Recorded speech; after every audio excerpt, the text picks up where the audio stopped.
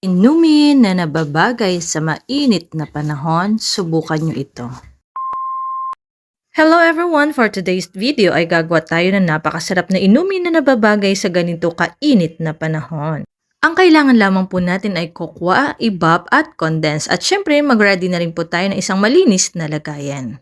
Binuhusan ko nga po pala ng 2 cup ng kokwa yung aking malinis na lagayan at binuhos ko na rin po yung kalahating can ng ibap at saka ko po ito hinalo ng mabuti. At pagkatapos ay nilagyan ko na rin po ito ng condensed, kalahating can din po ito. Haluin po natin itong mabuti hanggang sa maging ganito po yung kanyang texture at nung nakita ko medyo basa pa nga ay nilagyan ko muli ito ng kalahating cup ulit ng kokwa.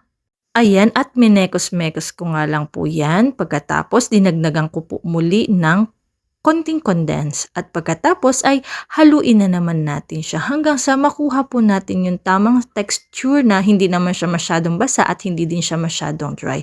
At kapag ganyan na ay okay na po yan. So dahil wala nga po tayong ice crusher ay ginamit ko na lamang po itong aming food processor para mapino po itong yelo na ating kailangan mamaya. Yes, pwede rin po natin itong gamitin. Subukan nyo po. Actually, nung una akala ko pang gulay lang, pang karne lang, pero pwede rin pala sa yelo dahil ito rin po yung aking napanood sa ibang nagba-vlog. At pagkatapos, pag okay na po yung yelo, ay salinan na po natin yung mga baso na gusto po nating gamitin. Sa akin, ayan po, gumamit po ako ng 4 na baso at nung meron na pong yelo ay nilagyan ko po muna ito ng ibap at dinagdagan ko rin po ng konting condense. So parang halo-halo po yung ating ginawa.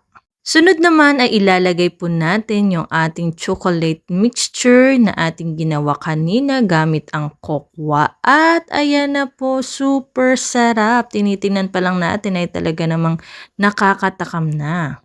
Ang idea nga palang ito ay napanood ko lamang po sa TikTok at ang sabi, ito daw po ay nagtitrend sa Thailand. Kaya naman, ito po ay ating sinubukan dahil hindi nga naman tayo makapunta doon. Abay, gagawa din po tayo ng ating sariling version. Ito nga po ay ginagawa nilang pang negosyo doon. Kaya naman, itry din po natin. At dahil malapit na ang matapos yung ating video, tikiman time na po.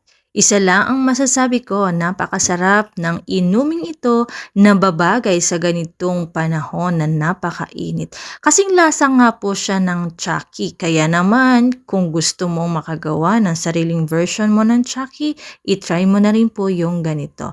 So kung umabot ka sa dulo ng video ito, maraming salamat po sa inyong panonood. Ingat po kayo palagi. Bye!